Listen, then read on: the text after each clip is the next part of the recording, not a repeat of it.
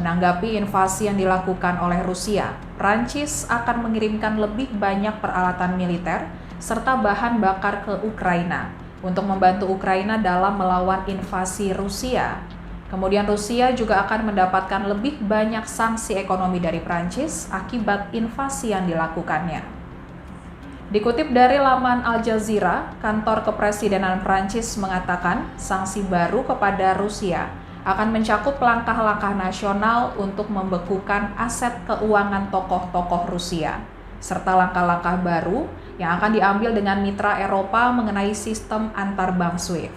Di sisi lain, Presiden Dewan Uni Eropa, Charles Michel, menuliskan dalam cuitan di akun Twitternya bahwa Uni Eropa juga akan memfasilitasi pengiriman bantuan militer ke Ukraina. Para Menteri Luar Negeri Uni Eropa akan membahas bantuan yang akan diberikan kepada Ukraina serta tindakan yang akan dijatuhkan kepada Rusia pada hari Minggu waktu Brussels, Belgia.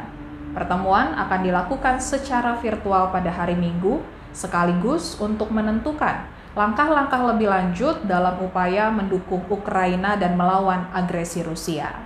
Kemudian Kementerian Pertahanan Belanda mengatakan bahwa negaranya akan mengirimkan bantuan senjata anti-tank ke Ukraina. Sementara itu, Sekretaris Jenderal Perserikatan Bangsa-Bangsa atau PBB, Antonio Guterres, telah menyampaikan kepada Presiden Ukraina, Volodymyr Zelensky, bahwa PBB akan meningkatkan bantuan kemanusiaan kepada warga Ukraina. Dibutuhkan sebanyak lebih dari $1 miliar Amerika Serikat untuk operasi bantuan di Ukraina selama 3 bulan ke depan sebagai akibat dari serangan Rusia.